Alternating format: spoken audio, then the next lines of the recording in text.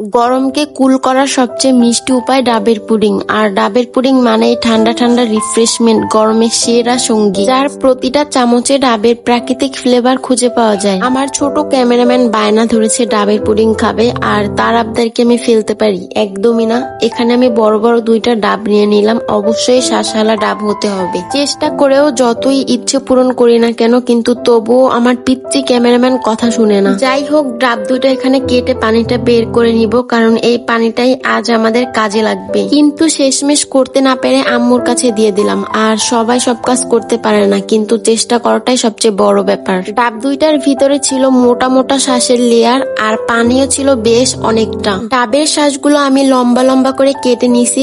আর এখানে আমি 1 কাপ চিনি নিয়েছি। আপনারা যেমন মিষ্টি খেতে পছন্দ করেন, নিজের স্বাদ অনুযায়ী কমিয়ে বা বাড়িয়ে নিতে পারেন। আমি ছোট সাইজের 3টা পুডিং বানাবো, এজন্য 1 কাপ চিনি নিছি। এবার ডাবের পানি, চিনি এবং আগার আগার পাউডার ভালোভাবে মিশিয়ে নেব। বিশেষভাবে খেয়াল রাখবেন আগার আগার পাউডার পুরোপুরি মিশেছে কিনা, না হলে পুডিং প্রপারলি জমে না এবং ভেঙে যেতে পারে। ভালোভাবে মিক্সড হয়ে গেলে এরপর 4-5 মিনিট জাল দিতে হবে। পানি গাঢ় হয়ে গেলে ঠিক এই অবস্থায় নামিয়ে নেব।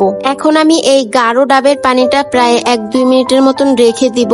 এবার কেটে রাখা ডাবের শ্বাসগুলো মোল্ডের ভিতরে সুন্দরভাবে একটা একটা করে বসিয়ে নিচ্ছি। তারপর ধীরে ধীরে ডাবের ঘন পানি ঢেলে দিব, যাতে শ্বাসগুলো ঠিক জায়গায় থাকে এবং একসাথে এক জায়গায় চলে না আসে। একটু ধৈর্য নিয়ে এই কাজটা করতে হবে। পুডিং এর অর্ধেক কাজ প্রায় শেষ। এবার 3টা বাটিতে ঢেলে ফ্রিজে রেখে দেব 3 ঘন্টার জন্য সেট হতে। আচ্ছা, আমার মতো তোমরাও কি নতুন নতুন খাবারের আইটেম ট্রাই করতে ভালোবাসো? জানাতে ভুলো না। আর আমি কিন্তু সব সময় নতুন কিছু বানাতে ভীষণ এক্সাইটেড থাকি। কথা বলতে বলতে আমার পুডিং রেডি, সুন্দরভাবে জমাট বেঁধে গেছে। এবার চারপাশে হালকা করে ছুরি দিয়ে কেটে প্লেটে ঢেলে পরিবেশনের পালা। তার আগে চলেন ছাদে গিয়ে একটু ভিডিও করে আসি। তো কেমন লাগছে ডাবের পুডিংটা? এই গরমে শরীর মন দুইটাই ক্লান্ত হয়ে পড়ে, আর সেই ক্লান্ত দূর করতে ঠান্ডা ডাবের পুডিং একদম বেস্ট রিফ্রেশার। অনেকেই বলে, আপু তুমি রেগুলার ভ্লগ দাও না কেন? আসলে আমার পেজে রেগুলার ভিডিও আপলোড হয়, তোমরা চাইলে সেখান থেকে দেখতে পারো। আমি টিকটকে তেমন একটা ভিডিও দেই না। তো নেক্সটে দেখা হবে নতুন কোনো